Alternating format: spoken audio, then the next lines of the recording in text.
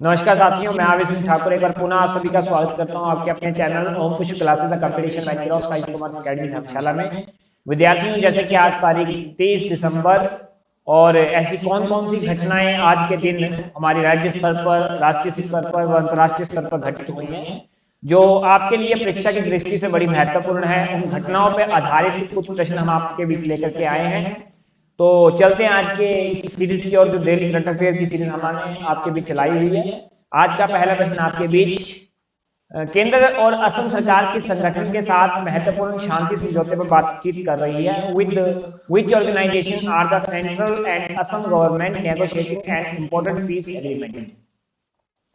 बच्चों, केंद्र सरकार की अगर मैं बात करूं, सेंट्रल गवर्नमेंट की अगर मैं बात करूं और साथ साथ असम की गवर्नमेंट की बात करूं, तो इन दोनों के बीच बच्चों एक इस समय नेगोशिएशन हो रही है। इस चीज की एक पीस एग्रीमेंट आप इसको बोलोगे, शांति का एग्रीमेंट जिसे आप बोल सकते हो। क्योंकि आपने अगर इतिहास पढ़ा तो आपको पता होगा कि एक असम में जो है एक अलगाववादी संगठन है। अलगाववादी संगठन जो मतलब चाहता है कि मैं भारत से अलग हूं और भारत से अलग होकर करके एक संपूर्ण संप्रभु, आप बोल सकते हो संप्रभु राष्ट्र राज्य बनाना चाहता है, स्थापित करना चाहता है। उसका अगर मैं नाम बताऊं संगठन का, वो है बच्चों ULFA, जिसे आप बोल सकते हो United Liberation Front of Assam.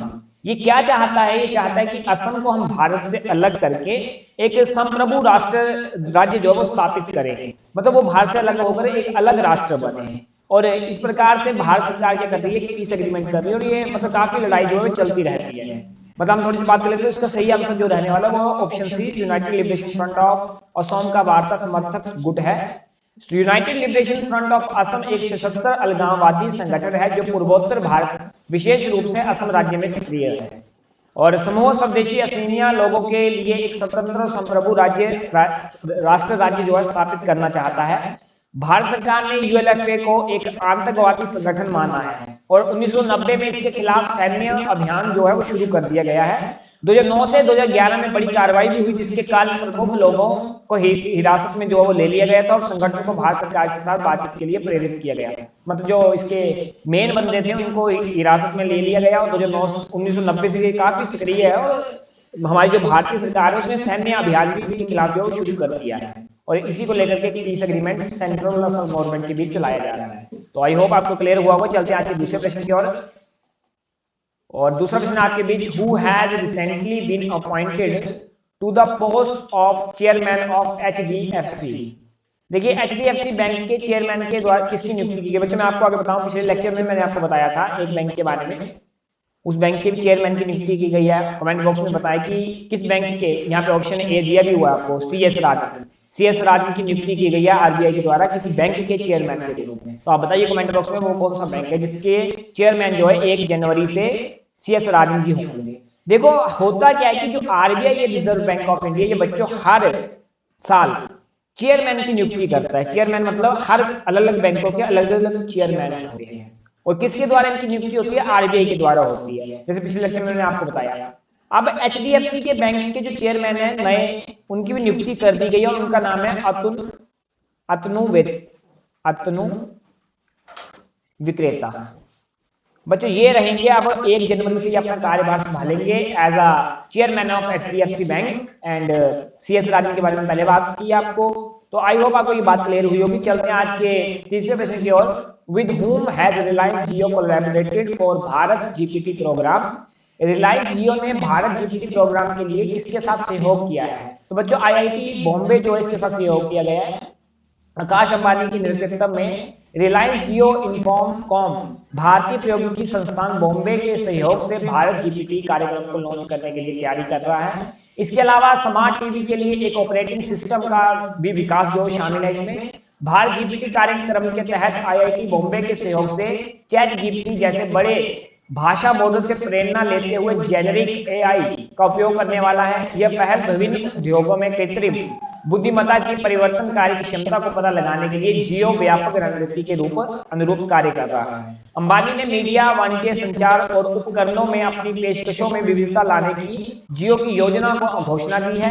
Company का लक्ष्य जियो 2.0 के अपने दृष्टिकोण के अनुरूप विकास का एक मजबूत पारिस्थितिकी तंत्र जो है, मतलब एक इकोसिस्टम जो है वो क्रिएट करना है।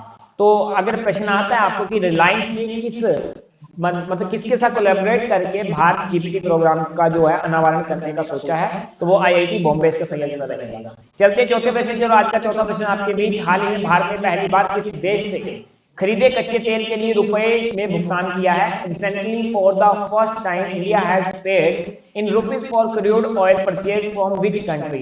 तो बच्चों इसका सही आंसर ऑप्शन सी, संयुक्त अरब अमीरात, यूएई आप इसको बोलोगे। और भारत ने पहली बार संयुक्त अरब अमीरात में खरीदे गए कच्चे तेल के लिए रुपए में भुगतान किया है। भारत का पहली बार रुपए में भुगतान दुनिया के तीसरे सबसे बड़े ऊर्जा उपभोक्ता को स्थानीय मुद्रा को वैश्विक स्तर पर लाने के ले जाने में मदद कर सकता है। मतलब ये थर्ड नंबर की इकोनॉमी आपको बना सकता है, और वो भी किस लेवल में? ऊर्जा को उपभोग करने के लेवल में। आई होप आपको ये बात क्लियर हुई होगी। चलते हैं पांचवें प्रश्न की ओर। हाल ही में जोम्बी डियर डिसीज कहां दर्ज की गई है? Where has zombie deer disease been recorded recently? तो इसका सही आंसर बच्चों आपको रहने वाला बी, यूएसए। और अगर हम बात करें जोम्बी डियर डिसीज, जिसे क्रॉनिक वेस्टिंग डिसीज आप कह सकते हो के रूप में भी जाना जाता है, एक संक्रामक और घातक बीमारी जानवरों का एक समूह जिसमें हिरन, एलक, कारीबू, रेनडियर और मूस जो है शामिल है। आई होप आपको ये बात क्लियर हुई होगी। चलते हैं छठे प्रश्न की ओर। छठा प्रश्न आपके बीच में, हाल ही में चर्चा में रहे काशीवाजा की करियवा बिजली संयंत्र का संबंध किससे है? तो बच्चों इसका संबंध जापान से। B option is the right answer. ये जो काशीवाजा की करीबा बिजली संयंत्र पावर प्लांट है, ये आपका जापान में है।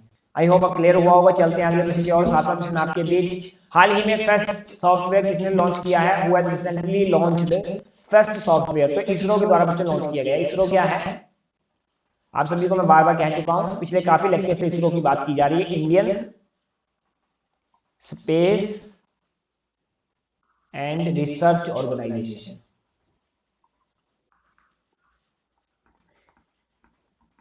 बच्चों ये भारत की स्पेस एजेंसी है। जैसे मैंने बताया था कि आपको रशिया की रोसकोसमोस है, जापान की आपकी जाक्सा है, यूएसए की आपकी नासा है, चाइना की आपकी सीएसए है, यूरोपियन की ईएसए है। तो इस प्रकार से अलग अलग जगहों की अपनी अपनी स्पेस एजेंसीज होती हैं। तो भारत की जो है वो बच्चों इसरो है। डीआरडीओ की अगर आपको फुल फॉर्म पता हो तो डीआरडीओ होता है defence research and development organisation. मतलब डिफेंस में जो भी रिसर्च और डेवलपमेंट होनी है वो इस ऑर्गेनाइजेशन के द्वारा होती है। तीसरा आपको दिया हुआ आरबीआई। आरबीआई के बारे में आप सभी को पता है, आरबीआई क्या है? Reserve bank of India.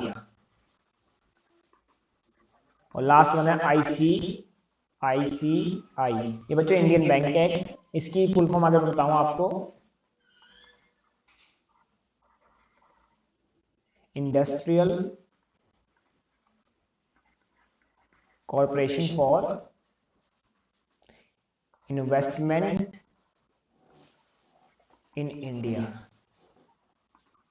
तो बच्चों ये आपने एक बैंक है, प्राइवेट बैंक इंडिया के अंदर, ठीक है। और जो आपको फेस्ट सॉफ्टवेयर की बात की, ये भारतीय अंतरराष्ट्रीय मतलब अंतरिक्ष अनुसंधान संगठन इसरो की प्रमुख इकाई है। विक्रम साराभाई अंतरिक्ष केंद्र जो है ने फेस्ट संरचनाओं को एक नाम दिए, जो कि एक अभूतपूर्व परिमिति तत्व है, जिसे आप बोल सकते हो FEA।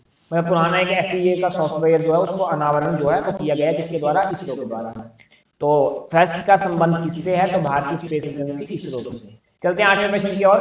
हाल ही में एडवांस रॉकेट सिस्टम फतेह सेकंड का सफल परीक्षण किसने किया है?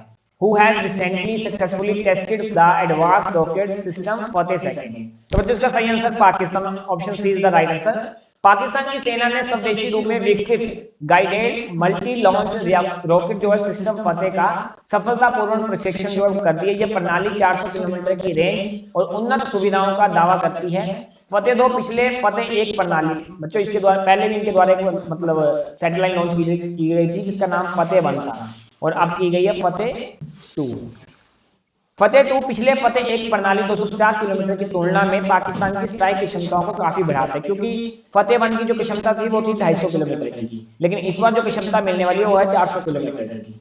तो क्षमता में थोड़ी बढ़ोतरी हुई है। इस सिस्टम में अत्याधुनिक जो आप बोल सकते हैं मॉडर्न टेक्नोलॉजी जो है उसका यूज किया गया है, और प्रशिक्षित जो नेविगेशन सिस्टम होता है वो भी यहाँ पे यूज किया गया है। और उड़ान में भी काफी मतलब आपको जो अलग प्रकार की एक सुविधाएं होती हैं वो देखने को मिलेगी। जो निर्दिष्ट लक्ष्यों को मारने में उच्च सटीकता का सुनिश्चित जो है वो कर सकती है, मतलब निशाने वगैरह जो है वो उसमें थोड़ा सा सटीकपन पहले की तुलना में आएगा। चलते हैं अगले प्रश्न की ओर। अगला प्रश्न आपके बीच 9वां प्रश्न, हाल ही में भारतीय राष्ट्रीय कांग्रेस ने अपना स्थानीय दिवस कहां मनाया है? Where has the Indian National Congress celebrated its foundation day recently?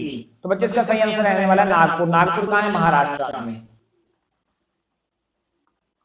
Maharashtra में।